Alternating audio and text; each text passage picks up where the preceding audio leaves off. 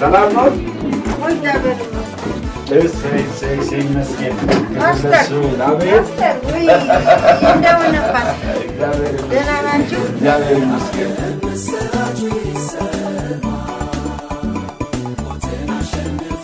ደግናው ኢየሱስማ ይሐሰት አይደለም ዘላለም እውነት ነው። ይታየ ጌታችን መቃብር ባዶ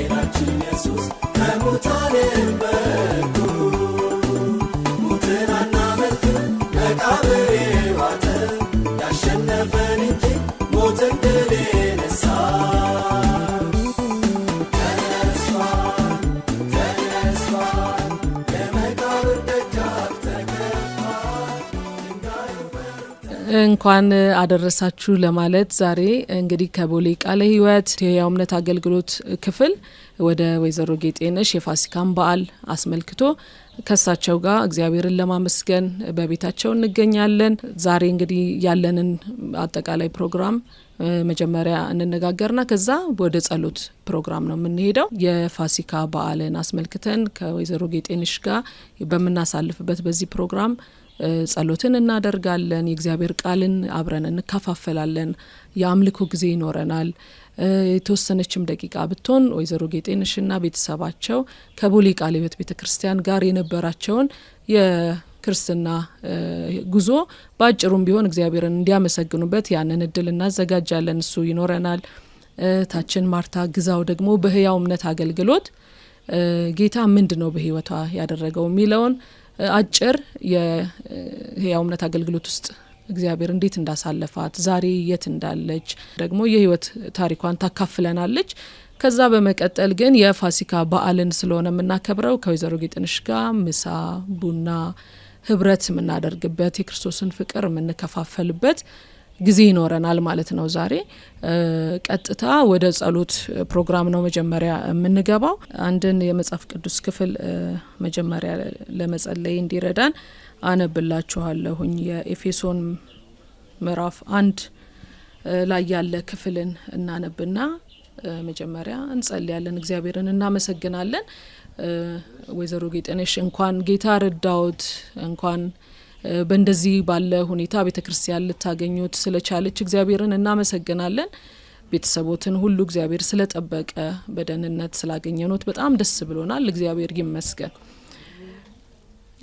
የመጽሐፍ ቅዱስ ክፍል ማነበው እንደዚህ ይላል። ከቁጥር 2 ጀምሮ ነው። ምዕራፍ 1 ከእግዚአብሔር ከአባታችን ከጌታም ከኢየሱስ ክርስቶስ ጸጋና ሰላም ለእናንተ ይሁን።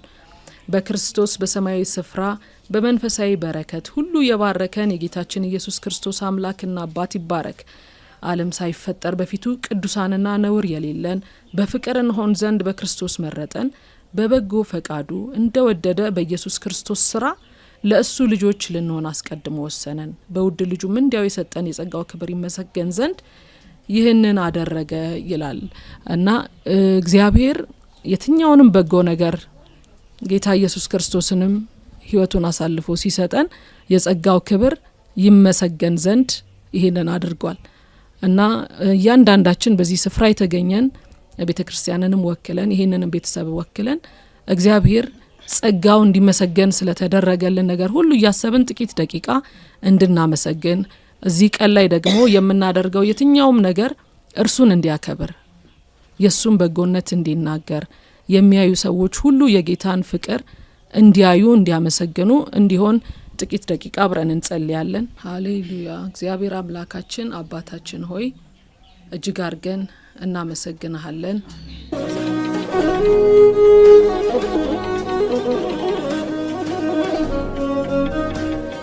በድጋሚ እዚህ ሆናችሁም ይሄን ፕሮግራም ለምትከታተሉ እንደዚሁም ደግሞ በተለያየ ቦታ ሆናችሁ ይሄንን ፕሮግራም ለምትከታተሉ ሰዎች እንኳን ለጌታችን ለኢየሱስ ክርስቶስ የስቅለትም የትንሣኤም በዓል በሰላም አደረሳችሁ ማለት እፈልጋለሁ። ይሄ ፕሮግራም የትንሣኤን በዓል ምክንያት በማድረግ የተዘጋጀ ፕሮግራም ስለሆነ ትኩረት የምናደርገው በዚሁ በክርስቶስ ሞትና ትንሣኤ ላይ ያተኮረ ሐሳብ ነው የምንከፋፈለው። ከእግዚአብሔር ቃል ዮሐንስ ወንጌል ምዕራፍ 3 ላይ ከቁጥር 16 እስከ 18 ያለውንና ቁጥር 35 እና 36ን አንብበን አጭር የእግዚአብሔር ቃል መልእክት አብረን እንከፋፈላለን። እግዚአብሔር የተባረከ ይሁን። ይህንን እድል የሰጠን ለዚህ ቤተሰብም ለኛም ለእናታችንም እድሜ ጨምሮ ይህን ጊዜ የሰጠን እግዚአብሔር ይባረክ። እንደዚህ ይላል፣ በእርሱ የሚያምን ሁሉ የዘላለም ሕይወት እንዲኖረው እንጂ እንዳይጠፋ እግዚአብሔር አንድያ ልጁን እስኪሰጥ ድረስ ዓለሙን እንዲሁ ወዷልና። ዓለም በልጁ እንዲድን ነው እንጂ በዓለም እንዲፈርድ እግዚአብሔር ወደ ዓለም አላከውምና። በእርሱ የሚያምን አይፈረድበትም። በማያምን ግን በአንዱ በእግዚአብሔር ልጅ ስም ስላላመነ አሁን ተፈርዶበታል ይላል። በዚሁ ምዕራፍ ላይ ቁጥር 35 ላይ እና 36 እንደዚህ ይላል፣ አባት ልጁን ይወዳል፣ የአባት ልጁን ይወዳል፣ ሁሉንም በእጁ ሰጥቶታል። በልጁ የሚያምን የዘላለም ሕይወት አለው። በልጁ የማያምን ግን የእግዚአብሔር ቁጣ በእርሱ ላይ ይኖራል እንጂ ሕይወትን አያይም ይላል። በዚህ ባነበብነው የዮሐንስ መልእክት ወይንም የዮሐንስ ወንጌል ምዕራፍ 3 መሰረት አሁን የሚናገርበት ሐሳብ አጭር ሐሳብ የእግዚአብሔር ውድ ስጦታ በሚል ሐሳብ ነው የምንከፋፈለው። እግዚአብሔር መቼም ይህንን የፋሲካ በዓልን ሰዎች በሚያከብሩበት ጊዜ የፋሲካ በዓል ወይንም የስቅለት በዓል ሁለት መልክ ያለው ነው። አንዱ የጌታችን የመድኃኒታችን የኢየሱስ ክርስቶስን ስቃይ መከራ ለሰው ልጆች ኃጢአት የተከፈለውን ዋጋ የምናስብበት ጊዜ ነው እና ለድነታችን ወይንም ደግሞ ለሰው ልጆች የዘላለም ሕይወት እንዲገኝ ኢየሱስ ክርስቶስ ወደዚህ ምድር መጥቶ የከፈለውን ዋጋ የምናስብበት የስቅለትን በዓል እንደዚሁም ደግሞ ሞትን ድል አድርጎ ተነስቶ ዛሬ እኛ ሰለብሬት የምናደርገውን ድነታችንን የዘላለምን ሕይወት እርግጠኞች እንድንሆን ያደረገበትን ደግሞ ትንሣኤውንም አንድ ላይ የምናስብበት ጊዜ ስለሆነ በሐዘን የምናከብረው በዓል አይደለም። በብዙ ደስታ የምናከብረው በብዙ ምስጋና የምናከብረው በዓል ነውና እግዚአብሔር የተመሰገነ ይሁን።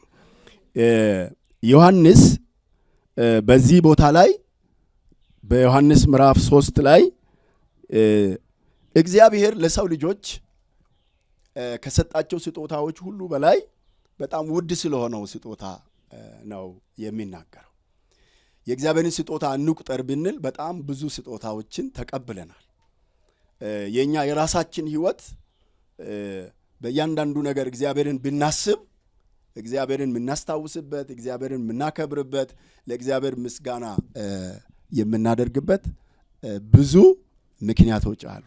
ጤናችን ከእግዚአብሔር ያገኘነው ስጦታ ነው። እድሜያችን ከእግዚአብሔር ያገኘነው ስጦታ ነው።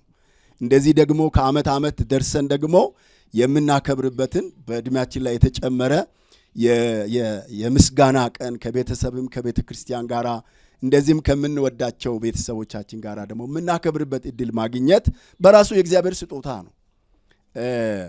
ስለዚህ የእግዚአብሔር ስጦታ ቁጥር የለውም፣ በቆጥረን አንጨርሰው። ግን የትኛውም ስጦታ እግዚአብሔር አሁን በዚህ በዮሐንስ ወንጌል ዮሐንስ እግዚአብሔር ለሰው ልጆች የሰጠውን ስጦታ በተለያየ ስም ገልጾታል። በዚሁ በዮሐንስ ወንጌል ላይ ምዕራፍ 1 ቁጥር 29 ላይ የዓለምን ኃጢአት የሚያስወግድ የእግዚአብሔር በግ ብሎታል።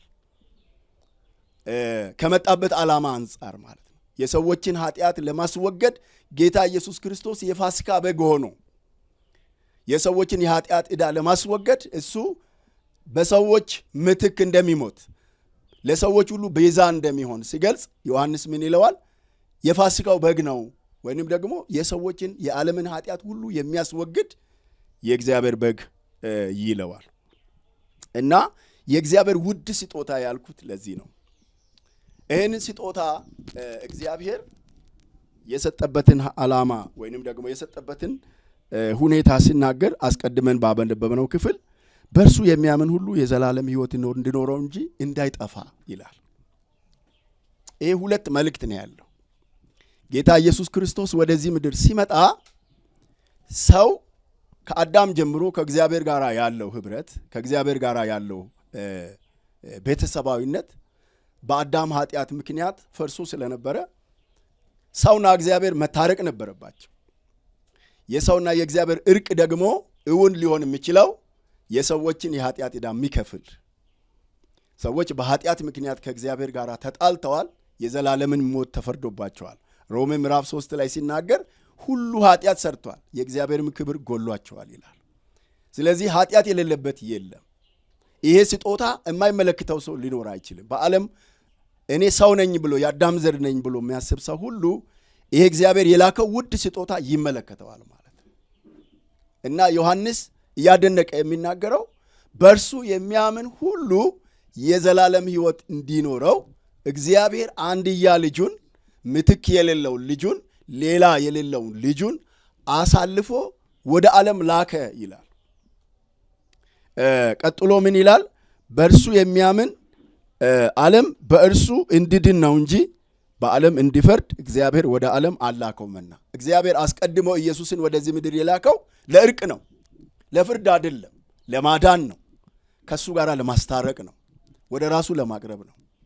ስለዚህ ይሄንን ውድ ስጦታ እግዚአብሔር ሲልክ ዓላማው ይሄ ነው። ነገር ግን ቀጥሎ ምን ይላል? በማያምን ግን በአንዱ በእግዚአብሔር ልጅ ስም ስላላመነ አሁን ተፈርዶበታል ይላል። እና ጌታ ኢየሱስ ክርስቶስ የእግዚአብሔር ውድ ስጦታ እንደሆነ የምናስብበት ሳምንት ነው፣ የምናስብበት በዓል ነው። እግዚአብሔር የተባረከ ይሁን። እግዚአብሔር የሰጠንን ስጦታ በሙሉ ቆጥረን ጤናችንን፣ ዕድሜያችንን፣ በረከታችንን ቆጥረን ደምረን ከዚህ ስጦታ ጋር ማወዳደር አንችልም። እግዚአብሔር ለሰው የሰጠው በጣም ውድ ስጦታ፣ ይሄ በጣም ለእኛ ውድ ብቻ ሳይሆን ለእግዚአብሔር ለራሱ ውድ ነው። ምክንያቱም አንድያ ልጁን ነው የሚለው፣ ሌላ ምትክ የሌለውን ልጁን ነው የሚለው። ለሰው ያለውን ይህንን ያስገደደው ምንድን ነው? የእግዚአብሔር ፍቅር ነው። የእግዚአብሔር ፍቅር ነው። ለዚህ ነው ዓለምን እንዲሁ ምን አድርጓል ይላል? ወዷል ይላል። ኃጢአተኛውን ሰው እግዚአብሔር እንዲሁ ምን አድርጓል ይላል? ወዷል። ስለወደደ ምን አደረገ? አንድ ልጁን ኢየሱስ ክርስቶስን ወደዚህ ዓለም ላከ ብሎ ይናገራል። ስለዚህ ይህንን የትንሣኤና የስቅለትንና የትንሣኤን በዓል ስናስብ የእግዚአብሔርን ስጦታ ማሰብ አለብን። ለሰው ልጆች ሁሉ እግዚአብሔር የሰጠውን ውድ የሆነውን ስጦታ ማሰብ አለብን። ስለዚህ በዓሉ ትርጉም የሚኖረው እሱን ስናስብ ብቻ ነው። በዓሉ ትርጉም የሚኖረው ኢየሱስን ትኩረት ያደረገን እንደሆነ ብቻ ነው። በምንበላው ብቻ በምንጠጣው ብቻ ይህንን በዓል ማሰብ አንችልም። መከራ የተቀበለውን ከድንግል ማርያም ተወልዶ የእኛን ሥጋ ለብሶ ሰው ሆኖ በዚህ ምድር ላይ ሳይገባው ማለት ነው መለኮት የሥላሴ አንዱ አካል የሆነው ሰው ሆኖ ተዋርዶ የእኛን ሥጋ ለብሶ ለእኛ ቤዛ ለእኛ ምትክ የሆነበትን ካሰብን በእርግጥም ፋሲካ እናከብራለን። በእርግጥም በዓሉ ለእኛ ትርጉም ይኖረዋል። እና ዛሬ እዚህ የተሰበሰብነውም ይህንን ልናስብ ነው። ከዚህ ቤተሰብ ጋር እግዚአብሔርን ስናመልክ ይሄ ጊዜ የተመረጠበት ዋናው ምክንያት የክርስቶስን ሞትና ትንሣኤ የምናስብበት ጊዜ ነው። ወገኖች ይሄ ብቻ አይደለም፣ በሞቱና በትንሣኤው የተካፈልነውንም ሕይወት ማሰብ አለብን። መጽሐፍ ቅዱስ ሲናገር የዘላለም ሕይወት ይላል። ይሄ የዘላለም ሕይወት በዚህ እግዚአብሔር በላከው በዚህ በውድ ስጦታ ብቻ ነው የሚገኘው። በሌላ ይህን ስጦታ ሕይወት ማግኘት አንችልም። ለዚህ ነው መጽሐፍ ቅዱስ በሐዋርያት ሥራ መጽሐፍ ላይ መዳን በሌላ በማንም የለም፣ እንድንበት ዘንድ ከሰማይ በታች ለሰው ልጆች የተሰጠ ሌላ ስም የለም ይላል። ስለዚህ ከዚህ ውጪ የዘላለም ሕይወት የሚባል ነገር አይኖርም። እግዚአብሔር የተባረከ ይሁን። ለምንድን ነው ማናዝ ነው? ለምንድን ነው የኢየሱስን ስቃይ ስናስብ ማናዝ ነው? ለምንድን ነው እሱ መከራ የተቀበለበትን ወደ ጎልጎታ የወጣበትን ጎኑ በጦር የተወጋበትን የተተፋበትን ስቃዩን መከራውን ስናስብ የምንረሳው መቼ ነው? ኢየሱስ ሞቶ ስላልቀረ ነው። እሱ ሞትን ድል አድርጎ ተነስቷል። ሞት ሊይዘው አልቻለም። የትንሣኤ ጌታ ነው። ስለዚህ ሞትን ድል አድርጎ የተነሳው ኢየሱስ እኛ ደግሞ ምን እንድንሆን? ሞት እንድናረግ ከሞት በኋላ ተስፋ ያለው ሕይወት እንድንኖር አድርጎናል።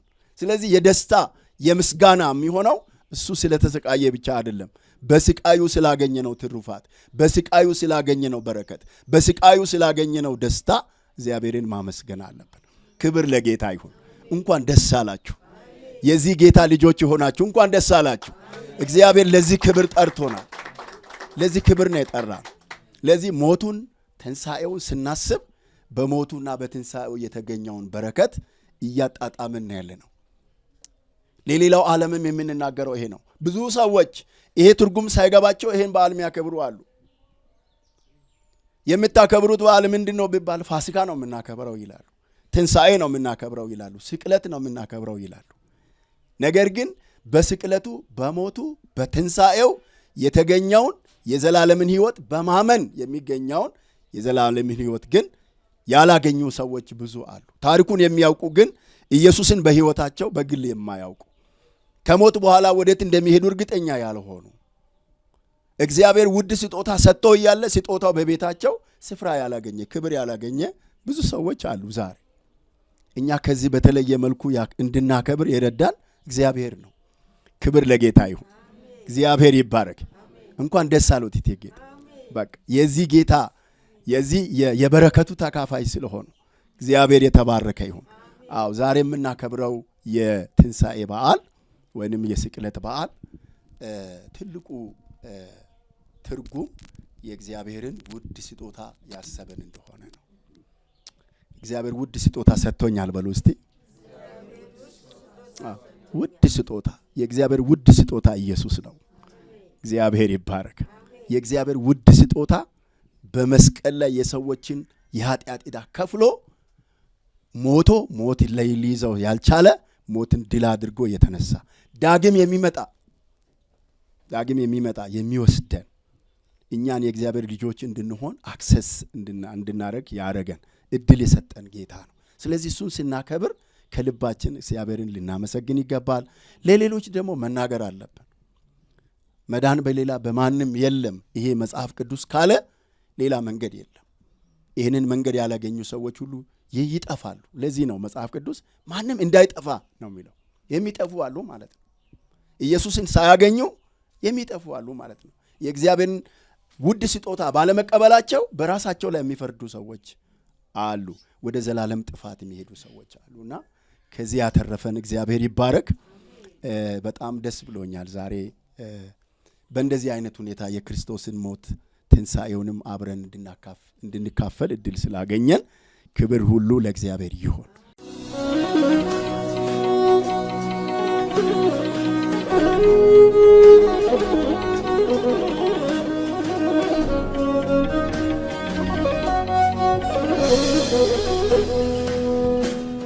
እሺ እግዚአብሔር የተባረከ ይሁን። በድጋሚ እንኳን ለጌታችን ለኢየሱስ ክርስቶስ የትንሣኤ በዓል ለፋሲካ አደረሳችሁ ማለት እንፈልጋለን።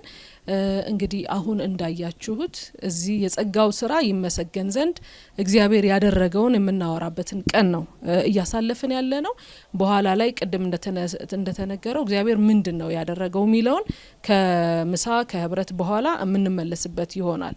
እንደ ህያው እምነት አገልግሎት በቦሌ ቃለ ሕይወት ቤተክርስቲያን እግዚአብሔር ምንድነው በሰዎች ህይወት ውስጥ እያደረገ ያለው፣ እንዴት ነው ምስጋናው እየተወራ ያለው? ምክንያቱም ቀደም ስንጸልይ አሁንም በቃል ስንካፈል ጌታ ኢየሱስ ክርስቶስን በሞቱ ልጆች ሲያደርገን ገና ደግሞ ሄደን የምንቀበለው አብረን የምንቀላቀለው የዘላለም ህይወት የምንወርሰው ርስት ያለን ሰዎች ነንና ያንን ርስት እስክንወርስ ድረስ የተቀበልነውን ህይወት የምንገልጥ ባገኘነው ድል ሁሉ ክርስቶስ የሰጠንን ህይወት የምናካፍል ይሄ አንዱ ሴሌብሬት የምናረግበት ቀን ነው። ጌታ ኢየሱስ የሰጠንን መልካምነት ከሌሎች ጋር አብረን የምንካፈልበትና ቤተክርስቲያን በጣም እድለኛ እንደሆነች ይህንን የምታዩ የትኞቹም ሰዎች እግዚአብሔር በእናንተ ውስጥ በልጁ በኢየሱስ ክርስቶስ ያደረገውን በጎነት ለመግለጥ እድል ያገኛችሁ ሁሉ በድጋሚ እንኳን አደረሳችሁ። ለእናንተ እውነተኛ የፋሲካ በዓል ነው ይሄ። ስለዚህ ይሄንን በማድረግ እንድትቀጥሉ ጌታ ጋር እስከንሄድ አብረን ወደ ርስታችን እስከምንደርስ ድረስ በጎነቱን በልጁ ያገኘነውን የህይወት መልካምነት እየገለጥን እግዚአብሔር ስናረግ ቢያየን ደስ የሚለውን ነገር እያደረግን እንድንቀጥል ቤተክርስቲያንም ታበረታታለች። የምታዩት መልካም ነገር ሁሉ ደግሞ የእጃችሁ ስራ የናንተ ተሳትፎ እንደሆነ ቤተክርስቲያን አክኖሌጅ ታደርጋለች ይሄንን። ስለዚህ እንኳን አደረሳችሁ ማለት ፈልጋለሁ። በኋላ ላይ ወደሚኖረን የውይይት የጭውውት ጊዜ መልሰን እንጋብዛችኋለን። አሁን ወደ ምሳ ወይም የህብረት ጊዜ ነው የምንቀጥለው። ቆብሌላ ነበረች ነፍሴ ከእግዚአብሔር መንገድ በጣም የበደልኩኝ ኃጢአተኛም ነበርኩ፣ ግን አዳኜ ከላይ ፍቅሩን ሰጠኝ ሰላም። ልጁን ለኔ ልኩ አወጣኝ ደሙን አፍስሶ አዳነኝ ደሙን ለኔ አፍስሶ አዳነኝ የማረባም ብሆን አምላኬን የማረው ልጁ ለኔ ወርዶ አወጣኝ።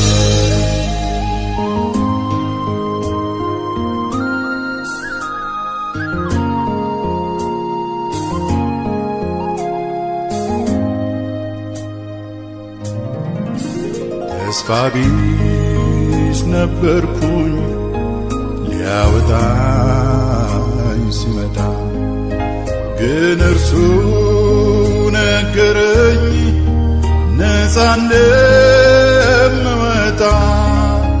ከዚያም አነሳና ክብሩን አከዳጅኝ ልጁን ለኔ ልኩ አወጣኝ ደሙን ለኔ አፍስሶ አዳነኝ ደሙን ለኔ አፍስሶ አዳነኝ የማረባም ብሆን አምላኬን የማረው ልጁ ለኔ ወርዶ አወጣኝ።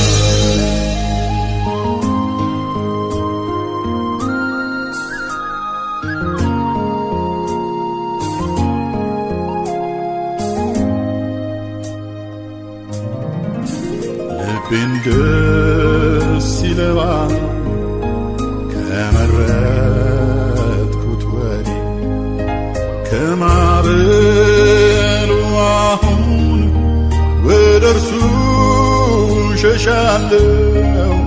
ክንዱን ከተደገፍ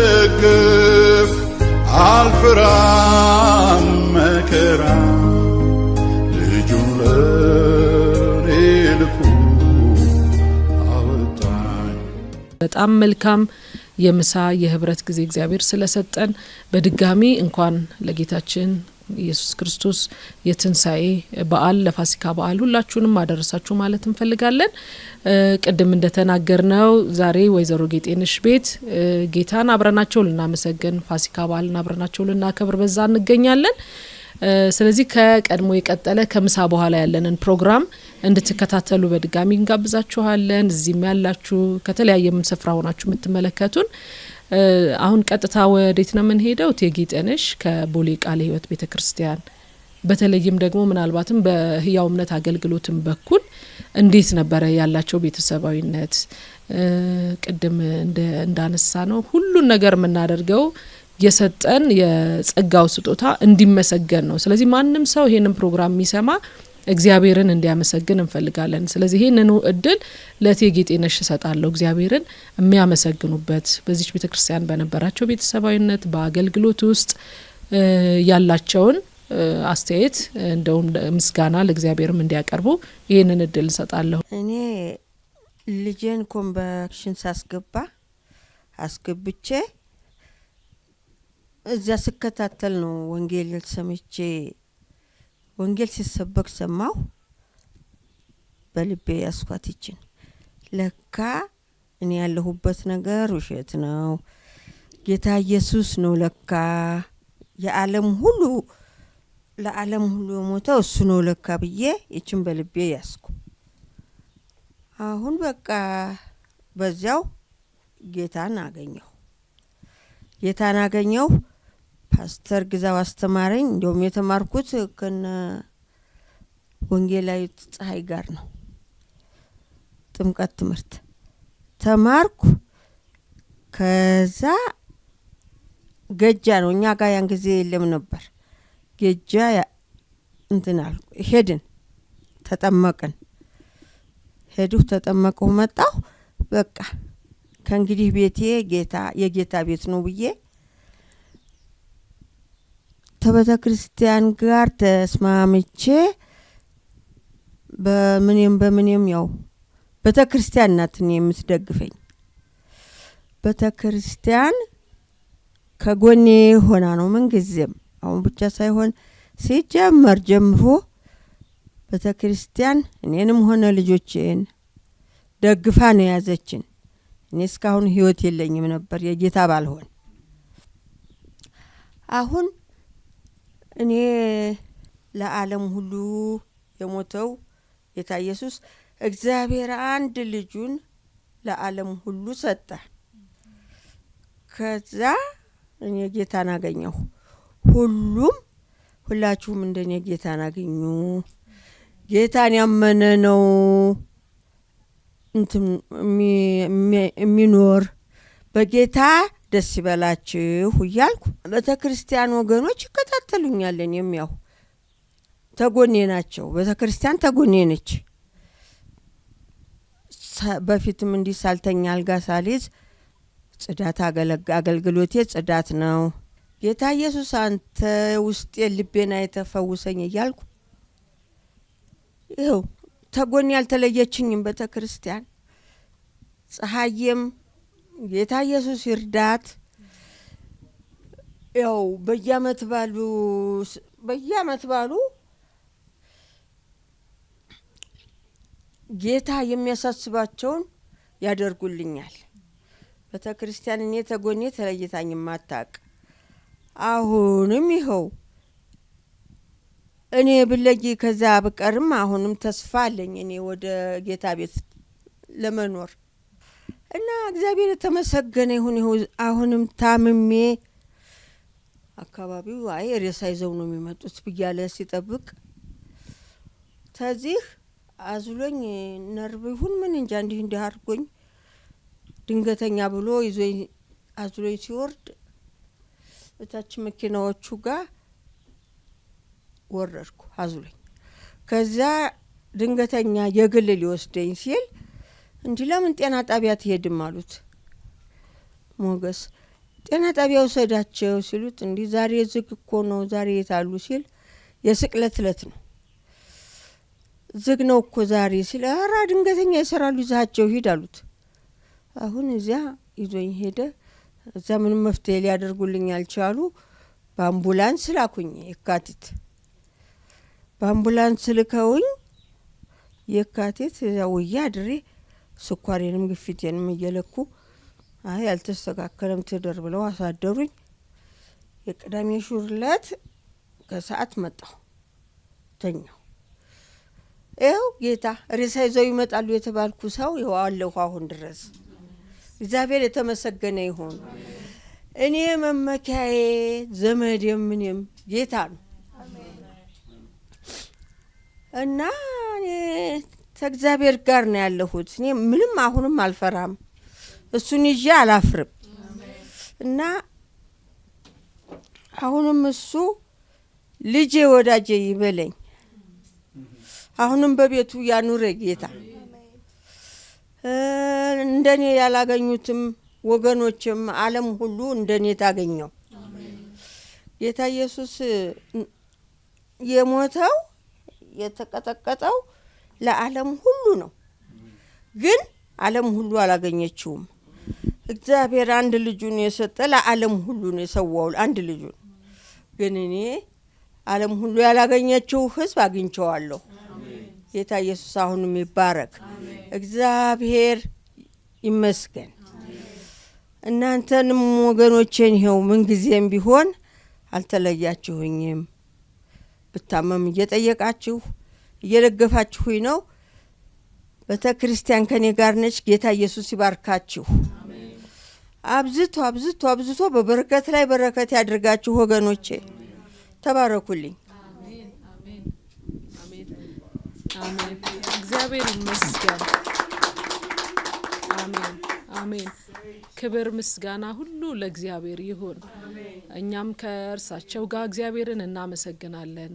ከዚህ የበለጠ በጎነት ከዚህ የበለጠ መልካም ነገር የለም። ሰው ህይወቱን ከማግኘት እረፍትን ከማግኘት የዘላለም እረፍትን ከማግኘት የበለጠ ነገር የለም። እግዚአብሔር አሁንም የቀሩትን ሽምግልና እግዚአብሔር ያለምልምሎት ተጌጤ እግዚአብሔር ከርሶ ጋር ይሁን። እግዚአብሔርን በጣም እናመሰግናለን። በዚህ ሁሉ ውስጥ እግዚአብሔር ከርሶ ጋር ስለነበር ከቤተሰቡ ጋር ስለነበረ እግዚአብሔርን እናመሰግናለን። ቅዱሳንንም እጅግ አድርገን እናመሰግናለን። በዚህ አገልግሎት ውስጥ የምትሳተፉ ሁላችሁ እንደዚህ ባለ ወይዘሮ ጌጤነሽ ብቻ አይደሉም፣ ብዙ እናቶች አሉ። የእግዚአብሔርን በጎነት ከኛ ጋር አብረው ሊያወሩ ሊያመሰግኑ የሚገባቸው ያሉም ሰዎች አሉ። ስለዚህ ይሄንን የምታደርጉ ሁላችሁ እግዚአብሔር ይባርካችሁ። ዛሬ እሳቸው በመረቁት ባርኮት እናንተንም እግዚአብሔር ያግኛችሁ ማለት ትፈልጋለች ቤተክርስቲያን። ጌታ ይባርካችሁ። በመቀጠል እህታችን ማርታ ግዛው በመካከላችን አለች። እሷም እንደዚሁ እግዚአብሔርን የምታመሰግንበት በቦሌ ቃለ ሕይወት ቤተክርስቲያን በነበራት ቆይታ በግል የህይወት ጉዞዋ ጌታ እንዴት አድርጎ አሁን ወዳለችበት ስፍራ ድረስ እንዴት እንዳመጣት ለሁላችንም እንድናስታውስ እንድንቆጥር በረከቶቻችንን እንድንቆጥር እግዚአብሔር የቱ ጋር አብሮን እየቆመ እዚህ ጋር እየደረስን እንዳለ እንድናስተውል ይሄ እድል እግዚአብሔር ስለሰጠን እጅግ አድርገን እናመሰግናለን። አሁን ደግሞ ወደ ማርቲ እንሄዳለን። ይቅርታ ያው የጌታ ነገር ሁሌ ስለሚገርም ነው። የመጨረሻ ቋንቋ እንባ ይመስለኛል አይደል? ጌታ ስሙ ለዘላለም ብሩክ ይሁን። ራሴን ከማስተዋወቅ ጀምራለሁ። ስሜ ወይዘሮ ማርታ ግዛው እባላለሁኝ። እግዚአብሔር በህይወቴ ያደረገውን ድንቅ ስራ ላካፍላችሁ በዚህ በዓል እግዚአብሔር እድል ሰጥቶኛልና ህይወት የሚጀምረው ጌታ ኢየሱስን ከማግኘት ስለሆነ ጌታን እንዴት እንዳገኘሁኝ በማውራት ጀምራለሁኝ። ጌታ ኢየሱስ ክርስቶስ እንደ ግል አዳኝ አድርጌ ተቀበልኩበት አጋጣሚና ጊዜው በ2000 ዓመተ ምህረት የ10ኛ ክፍል ተማሪ ያለሁኝ ነው። ወቅቱ ደግሞ የፋሲካ ጾም ወቅት ነበርና አንድ ነገር እግዚአብሔርን ለመንኩት። አንተ በእውነት በዙፋን ላይ ካለ በዚህ ጾም ነፍሴ ድና ትቅር አልኩት። እማላውቀው እግዚአብሔርን የመፈለግ እማላውቀው ህይወት ትርጉም አልባ የሆነችብኝ ጥሩ ቤተሰብ ውስጥ ነው ያደኩት።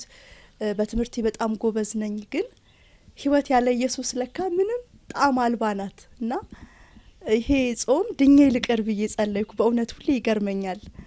በሚገርም ሁኔታ ጾሙ እንደተጀመረ በጣም አክራሪ ቤተሰብ ውስጥ ነው ያደኩት። የኦርቶዶክስ እምነት ተከታይ ቤተሰብ ውስጥ ሁላችንም እንጾማለን። ትምህርት ቤት ተመልሼ ቦሌ ሚካኤል ቤተክርስቲያን ነበረ ብቻዬን የምቀመጠው።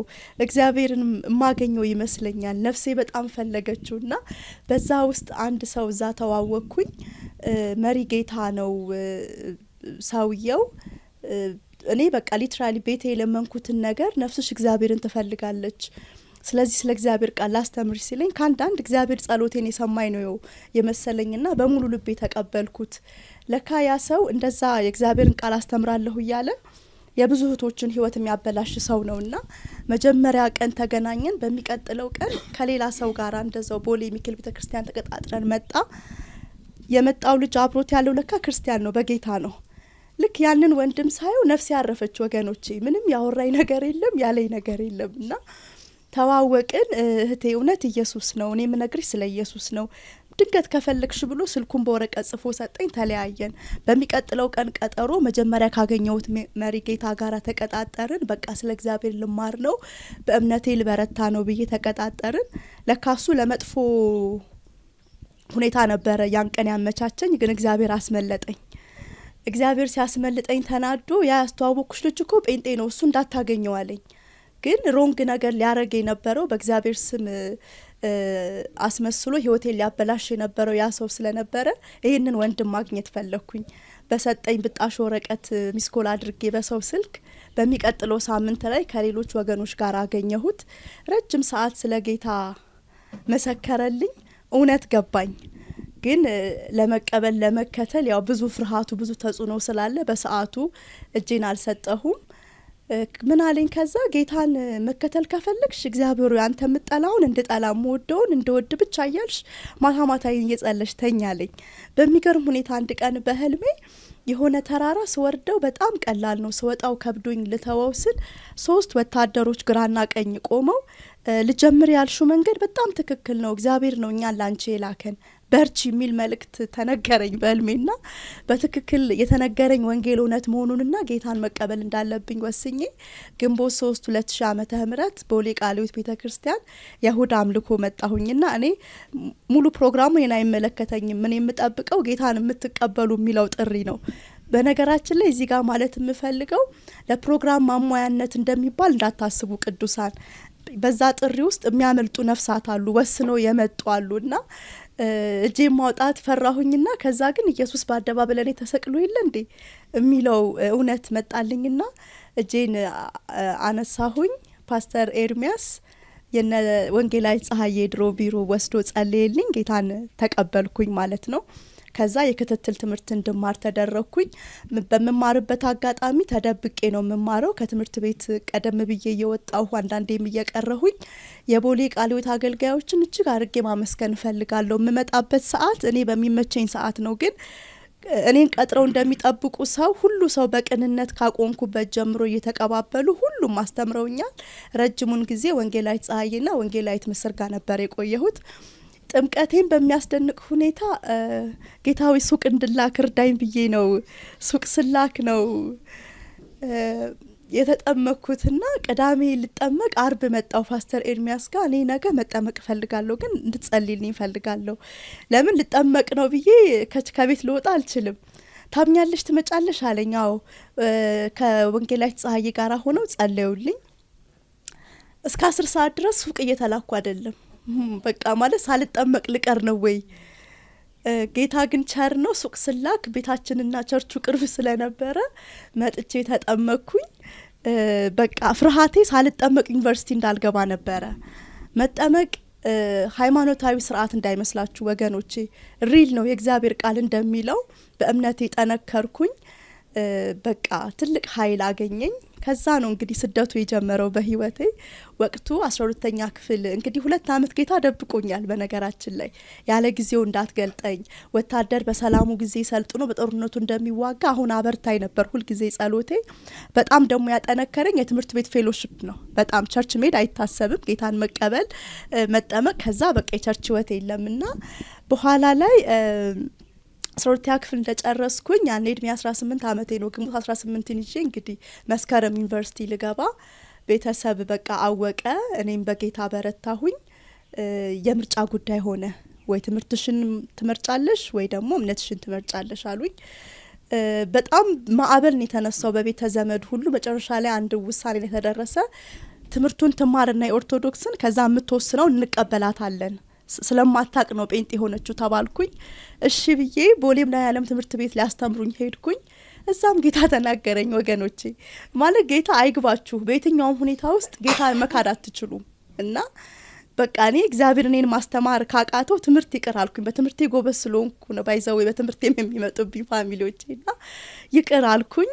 ቤተሰቦችም ተስፋ ቆረጡ። ሐምሌ 12 2002 ዓመተ ምህረት ሻንጣ ተገዝቶ ተሰጠኝ። ልብስሽን ፓክ አርጊ ሂጂ ተባልኩኝ።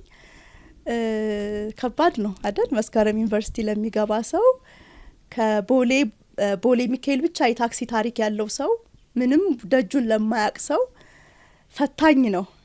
ግን የኢየሱስ ፍቅር ትልቅ ነው። እኔ ሁሌ ሳስብ ወደ ኋላ የሚገርመኝ እንዴት ረዳኸኝ ጌታ ሆይ ነው የምለውና ምክንያቱም በቃ ከባድ ነው ወገኖቼ። ግን ጌታ ስሙ ብሩክ ይሁን። ረዳኝ፣ ጸጋው አገዘኝ። በኋላ በጌታ ማቃቸው ጓደኞቼ ጋር ነበር ሄድኩት። የኔ ፕላን ክረምቱን ሰርቼ በጋውን ትምህርት ማራለሁ ነው። ሰው ይረዳኛል፣ ቸርች ይረዳኛል፣ ጭንቅላቴ ውስጥ የለም። እሁድ ተባርሬ ከቤት ሰኞ ካልዲስ ስራ ፍለጋ ሄድኩኝ። መስተንግዶ ስራ አገኘሁኝና ግን ምን ያስፈልጋል? ዌተሮች በራሳቸው ገንዘብ ነው የሚሰሩትና 100 ብር ያስፈልገኝ ነበረ። ቀጥታ ወንጌላዊት ፀሐዬ ጋር ነው ቸርች የመጣሁት። ከቤት ተባረርኩኝ። ግን አሁን ስራ መጀመሪያ 100 ብር ያስፈልጋል አልኳት። በጣም ደነገጠች፣ ደስ አላት። እንኳን ጌታ ረዳሽን። ይሄ ማለት እዛ ያለው ነገር አጓግቶኝ እንዳልቀር 100 ብር ተሰጠኝ። በጣም ነው ደስ ያለኝ። ለካ ፋሚሊ አለኝ፣ ላይክ ችግሬን አንደርስታንድ የሚያደርግ አለሁ የሚለኝ አልኩኝ። 2 ወር ካልዲስ መስተንግዶ ሰራሁኝ። ውጤት መጣ። ጅማ ዩኒቨርሲቲ ተመደብኩኝ። በእኔ አይምሮ 3 አመት ሙሉ አዲስ አበባ አልመጣም። በእኔ አይምሮ ብሬኩን ጅማ ሰው ቤት ሰራለሁኝ። ብሬኩን ብዛ ሆናለሁ። ክረምቱን ሰው ቤት ሰርቼ ተምሬ ጨርሳለሁ ነው በእኔ አይምሮ። ሰማይ ዝቅ ምድር ከፍ ቢል ቸገረኝ ብዬ ጌታን ያንተን አልተውህም በቃ ብዬ ከጌታ ጋር ተወራርጄ ዩኒቨርሲቲ ሄድኩኝ። ማረሳው አጋጣሚ አውቶቡስ ተራ ሁላችንም ወደ ለመሄድ ተራ እየጠበቅን ሁሉም ከቤተሰብ ጋር ነውና እኔ ግን ብቻዬን ነኝ። ወይኔ አባ እኔ ግን ብቻዬን ነኝ እኮ ስለው ሊትራሊ እግዚአብሔርን ድምጽ ነው የሰማሁት። እነሱ አሸኝቷቸው ይመለሳሉ አለኝ ጌታ። እኔ ግን ካንቺ ጋር ነኝ አለኝ እና እግዚአብሔር የተመሰገነ ይሁን። ማለት በጣም ነው ኢሞሽናል የሚያረገኝ ይሄን ነገር ሳወራችሁ። ዩኒቨርሲቲ ሄድኩኝ። ዩኒቨርሲቲው በታሪኩ ከአውቶቡስ ተራ ተማሪዎችን የተቀበለበት የአመት ነው። እዚህ ጋር ነው ቢሉኝ እንዴት ነው እስከ ዩኒቨርሲቲው የሚሄደው? ሌላው እንዳለ ከቤተሰብ ጋር ነው፣ እኔ ብቻዬን ነኝ። እግዚአብሔር ለኔ መልካም ነው። ዩኒቨርሲቲ ጆይን አረኩኝ። 1000 ብር ነበረኝ። በኔ ፕሮግራም 3 አመት ሙሉ አመቱን ሙሉ ሂሳብ ሰርቻለሁ እንዴት በ1000 ብር ልማር እንደምችልና 1000 ብር ያው በሳምንቱ ነው ያለቀውና ጌታ ለካ ቤተሰብ አዘጋጅቶልኝ ከህያው እምነት አገልግሎት በቸርች በኩል በየወሩ ገንዘብ እየተላከልኝ እንድማር ለኔ አልተነገረኝም። በሄድኩ በወሩ ግን ወንጌላዊት ፀሐዬ ደወለችልኝ። ያለውን ነገር ሁሉ አስረዳችኝ። እንደ ማንኛውም ቤተሰብ እንደሚያስተምረው ልጅ በየወሩ ገንዘብ እየተላከልኝ ማለት በቃ እግዚአብሔር ቤተሰብ ሰጠኝ እና ስትማሩ ብዙ ነገር ያስፈልጋል። ልብስ፣ ጫማ፣ ሁሉ ነገር አለ አይደል? እግዚአብሔርን ተስፋ የሚያደርጉ ከመልካም ነገር ሁሉ አይጎሉም እንደሚል ቃሉ ምንም ነገር ጌታ ሳያጎልብኝ በሚደንቅ ሁኔታ ይሄ ነው ብዬ ላወራው በማልችለው ሁኔታ በዛ ሁሉ ውስጥ እንዳትረሱ ቤተሰብ ሰላም ገባሽ አለኝ የለም፣ እንዴት ነሽ የሚለኝ የለም። ቸርችና ቸርች ብቻ ለኔ ቤተሰቤ ቸርች ነውና ብሬክ ደረሰና ሁሉም ልብሱን ፓክስ እነዚህን አጋጣሚዎች ምነግራችሁ የእግዚአብሔር አደራረሱ ሲሊ በሚመስሉ ነገሮች ምንም ጊዜው ቢያልፍ ልዘነጋው ስለማልችል ነውና ስለማይቀልብኝም ጭምር ነውና ሁሉም ከአዲስ አበባ ልጆች ሁላ ውጭ ያሉ ፋሚሊ ጋር ለመሄድ እቃቸውን ሲሰበስቡ እኔ ግን ብሬክ በቃ ማለት ሜዳልችንም ብዬ ነው ያሰብኩትና ወይኔ አባ አልሄድም እንዲያልኩት ጌታን ኢሚዲየትሊ ፀሐዬ ደወለችልኝ። አትመጭም እንዴ ብሬክ አለችኝ። ፋሚሊ ጋር አልመጣም። ለምን እመጣለሁ አልኳት። አንቺ ጌታ ያዝንብሻል፣ እንደዚህ አይባልም። አሁን የትራንስፖርት ብር ልክልሻለሁ፣ እኔ ጋር ትመጫለሽ አለችኝ። ዶርም ውስጥ ማን ጋር ልኖር ምን ልሆን? እኔ ከደስታዬና ከሳቄ በስተቀር ማንም አያውቅም። እና መጣሁ ብሬክ። ክረምትም መጣሁ። 1-2 ክረምቶች ላይ መስተንግዶ ልጆችን ማስጠናት ሰርቻለሁኝ። ግን በዛ አይደለም የተማርኩት፣ እንደው ራሴን እንትን ላለማድረግ ነው እንጂ በአጠቃላይ ጌታ በሚደንቅ ሁኔታ ሕያው እምነት አገልግሎት ፋሚሊ ሆኖኝ ረድቶኝ 3 አመት እኔን ማስተማራቸው ሳያንስ ምርቃቴንም ተደግሶልኝ ጌታ ያከበሩትን ያከብራል። እና ማረሳው ግቢ በጣም ፌሎሺፕ ጥሩ ጊዜ ነው ያሳለፍኩትና ስለ ወንጌላዊት ፀሐዬ ሳወራ እቺ ፀሐዬ ግን ስንት ክፍል ነው ቤቷ አለኝ።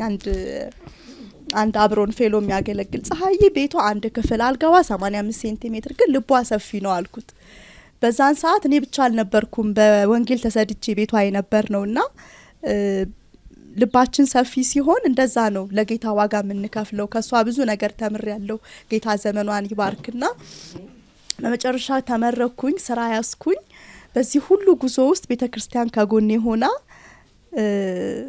በቃ ማለት እግዚአብሔር በህይወትሽ የትኛውን ዘመን ልድገምልሽ ቢለኝ የ3 አመት የጅማን ህይወት እስክለው ድረስ መልካም ጊዜ አሳለፍኩኝ።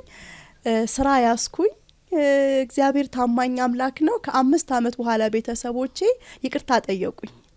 እምሰራበት መስሪያ ቤት ድረስ ጌታ ለረጅም ጊዜ ቆየ ጉዳይሽን ፈታለሁ ይለኝ ነበር ብዬ ተውኩት ለጌታ።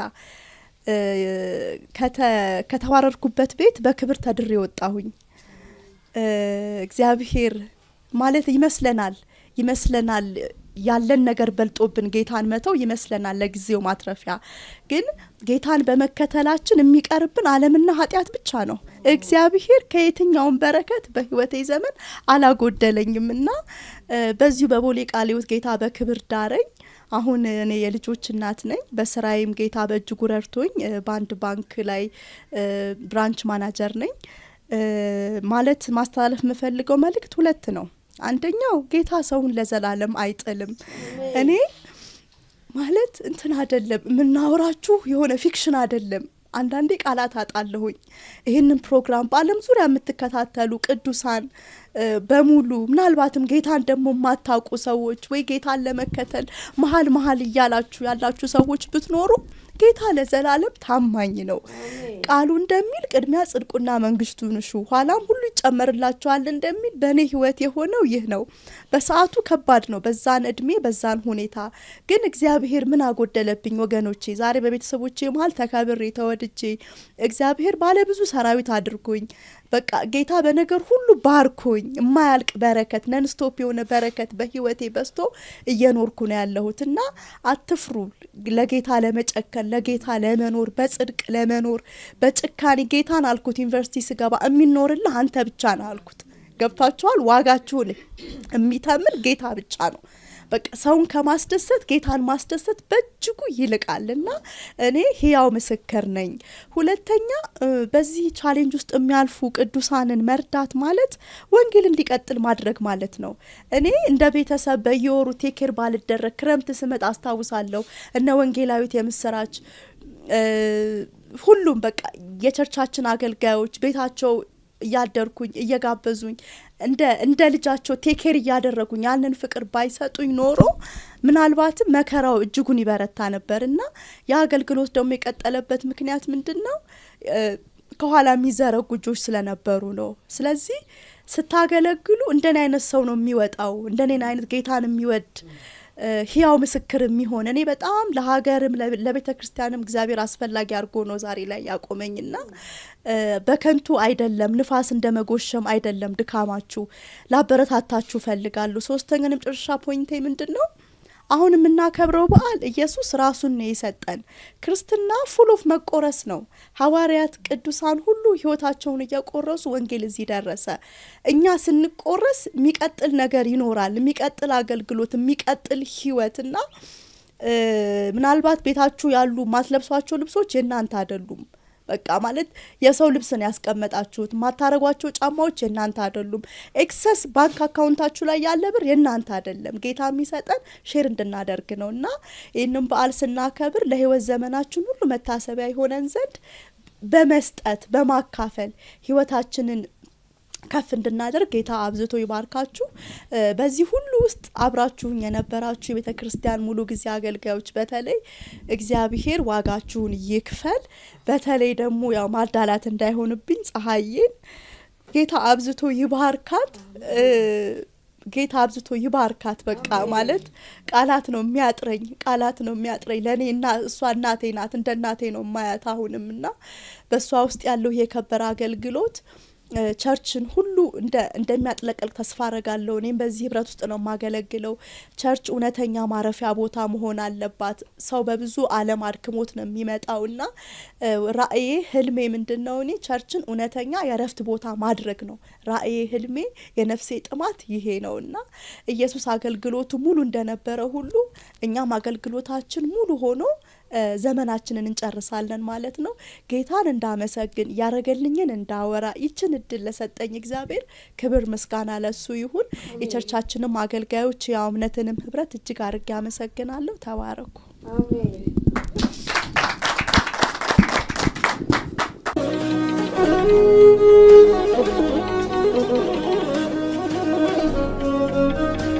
እሺ፣ መጀመሪያ ሞገስ ታደሰ እባላለሁ። የወይዘሮ ጌጤ ልጅ ነኝ።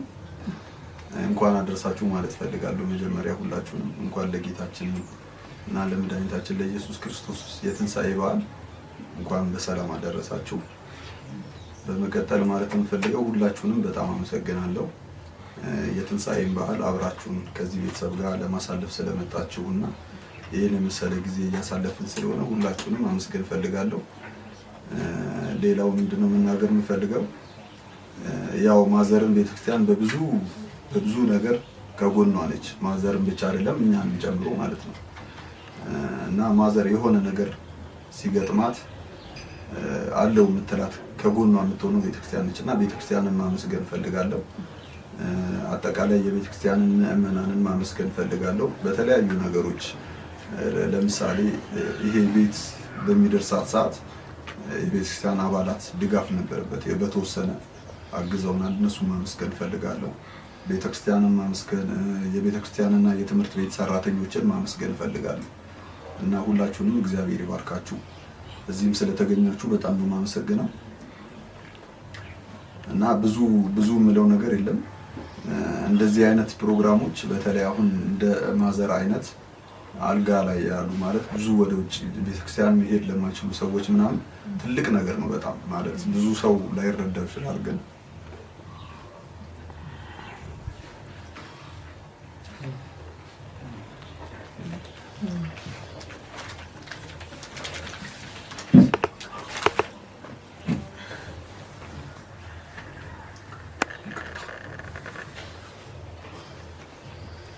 ትልቅ እንትን ያለው ማለት ከዚህ በፊትም የሆነ ፕሮግራም ተደርጎ ጠርቷት ምንድነው ጋቢ ማልበስ ፕሮግራም ምናምን ነበር ቸርች ውስጥ እና ትልቅ እንትን አለው ለሷ ቦታ ላይ ሆኖ ለሚያው እና በጣም አመስገን ፈልጋለሁ። አብራችሁን ስለሆናችሁ ይሄን በዓል አብራችሁን ስላሳለፋችሁ እግዚአብሔር ይባርካችሁ ማለት ፈልጋለሁ እና ቀጥሉበት በዚሁ እንደዚህ አይነት ሰው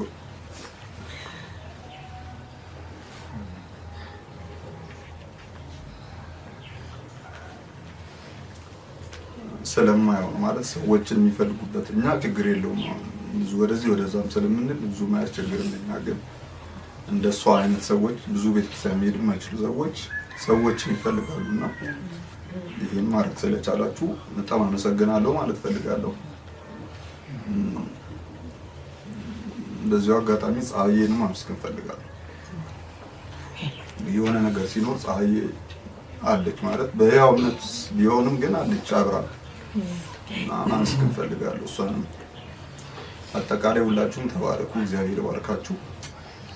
እሷም ብቻ አይደለችም፣ እኔም እንደምታውቁት እዛው ቸርች ነው ከልጅነት ጀምሮ እዛው ተምሬ እዛው ግቢ ውስጥ አድጌ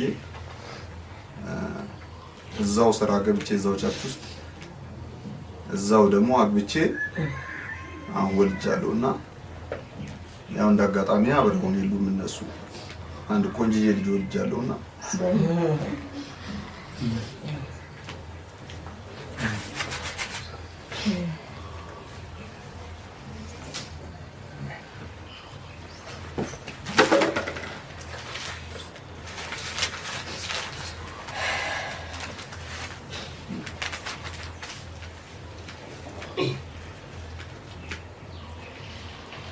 እና ያው እንዳጋጣሚ እነሱ እዚህ ሁሉም የታወቀ ነው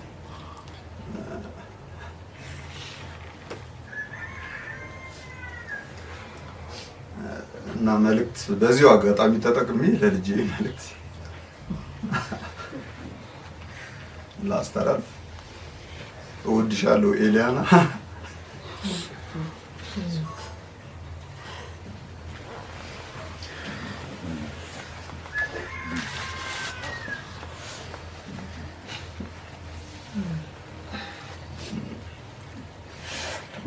እዚሁ አጋጣሚ መልእክት ማስተላለፍ እፈልጋለሁ። ያው እንደ አጋጣሚ አብረን የአባትነት ፍቅር መስጠታቸው ማለት አብሬያት ማለት ነው። ስለሚያዩትም ኤሊያና እወድሻለሁ ማለት እፈልጋለሁ። ሁልጊዜም ትናፍቅኛለሽ ማለት እፈልጋለሁ እና በቅርቡ 6 ዓመቷን ታከብራለች እና በዚሁ አጋጣሚ ሃፒ በርዝዴይ ለኤሊያና ማለት እፈልጋለሁ። አመሰግናለሁ። ለራሄልም ባለቤቴ እዛው ነች እና እንኳን አደረሰች ማለት እፈልጋለሁ። ወዳችኋለሁ። በዚህ አጋጣሚ ተባረኩ። አመሰግናለሁ። እግዚአብሔር እንግዲህ እንደዚህ ያለ በጣም የእግዚአብሔርን ውለታ የምናስታውስበት ደግሞ የምናመሰግንበትን ጊዜ እግዚአብሔር እየሰጠን ስላለ እግዚአብሔር የተመሰገነ ይሁን። እንግዲህ ይህንን በተለያየ ስፍራ ሆናችሁ የምትከታተሉ እዚህም ያላችሁ ሰዎች እንግዲህ እግዚአብሔር የራሳችንን የእያንዳንዳችንን ግለ ታሪክ የሚያስታውሰን ይመስለኛል። እኔ እንደዛ እየሆንኩ ስለሆነ እግዚአብሔር በየትኛውም የህይወት ጎዳና ውስጥ ሩቅ ሆኖ አያውቅም ከሰው። ስለዚህ እንደዚህ ያው ምስክር ደግሞ ስንሆን ሁላችንም መልሰን እግዚአብሔርን የምናስታውስበት ለወደፊቱም ደግሞ የምናምንበትና የምንዘረጋበት ይሆናል። እግዚአብሔር ሰው አይጥልም። እግዚአብሔር ሰውን አይረሳም።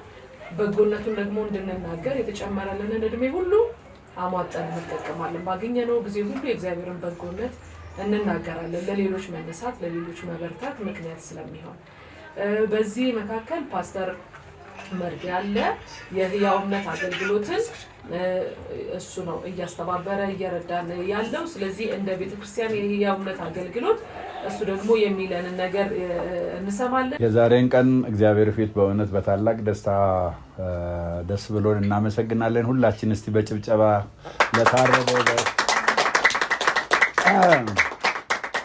ወደዚህ ወደ ወይዘሮ ጌጤ ቤተሰብና ወደ እሷ መተን የፋሲካን እንድናከብር እግዚአብሔር እድል ስለሰጠን ክብር ለእግዚአብሔር ይሁን። የፋሲካ በጋችን ኢየሱስ ታርዷል። የታረደ ደግሞ ተነስቶ በአብ ቀኝ አለ።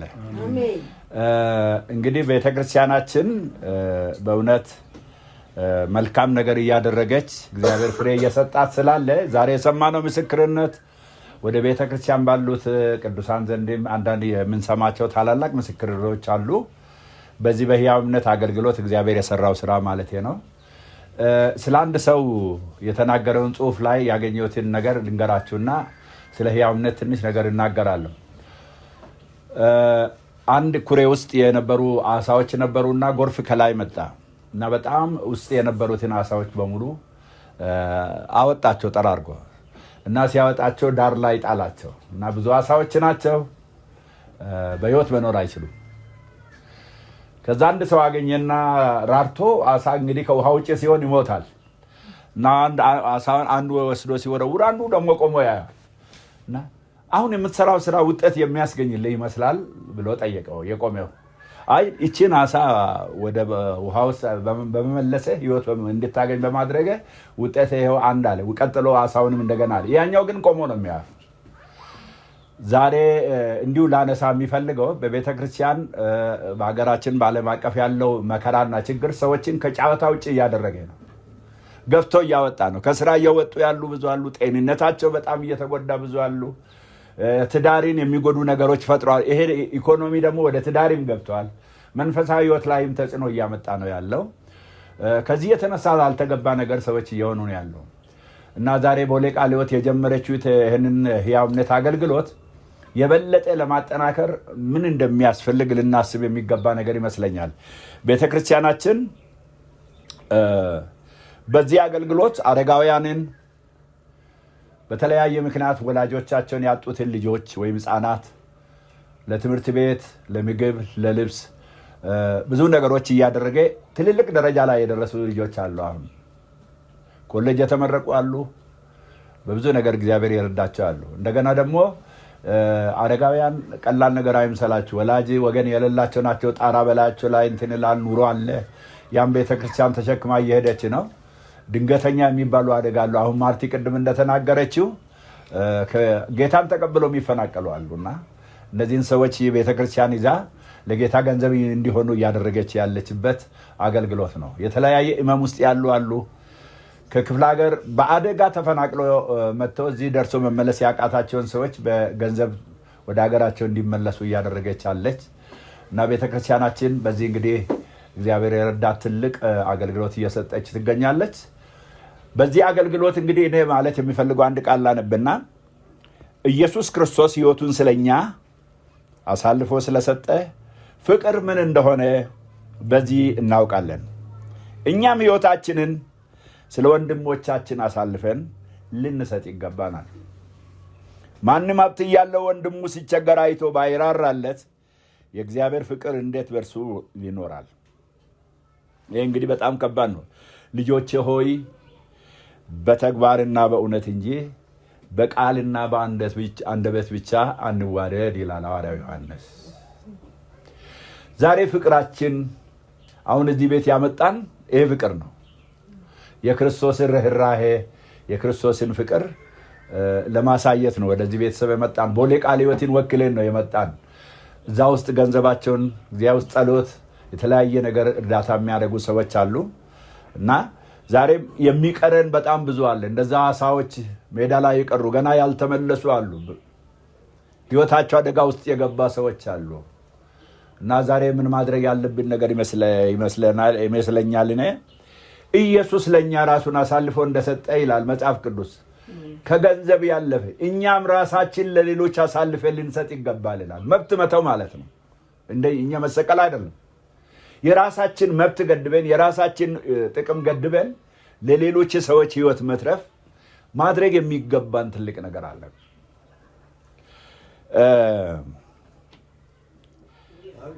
በጣም ከሚገርመኝ ነገር ደጋግሜ የተናገርኩት ሰዎች በጸጋ ማገልገል ቀላል እንደሆነ ልንገራችሁ። ምክንያቱም ብዙ አያስቸግርም። ሀብት ግን እንደ አምላክ ስለሆነ በገንዘብ ማገልገል ይከብዳል። ስለዚህ አደራ እላችኋለሁ፣ በገንዘብ አገልግሉ። ጌታ ኢየሱስ ጌታ ይሁን። ጌታን ጌታ ያደረገ ሰው በገንዘብ ማገልገል ይችላል፣ ሰዎችን ማትረፍ ይችላል። ዛሬ አንድ ነገር በዚህ እግረ መንገድ የሚናገረው ባንክ ቤት አለ።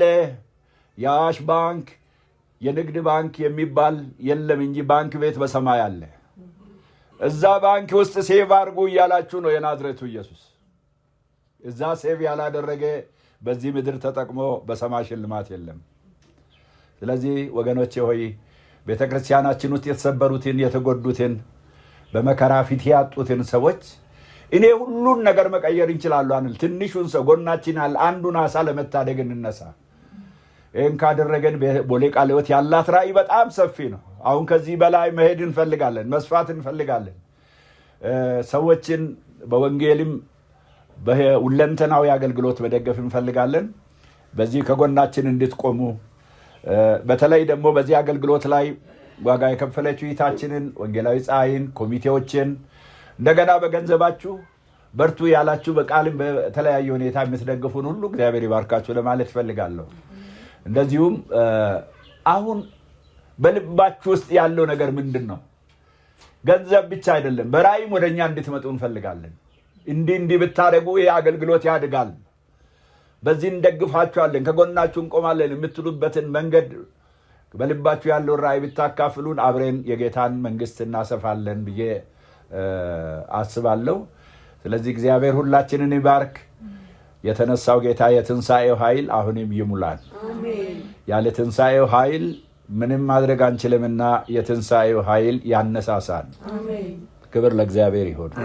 ኢየሱስ ክርስቶስ ጌታ ስም። ጌታ ኢየሱስ ይባርካችሁ።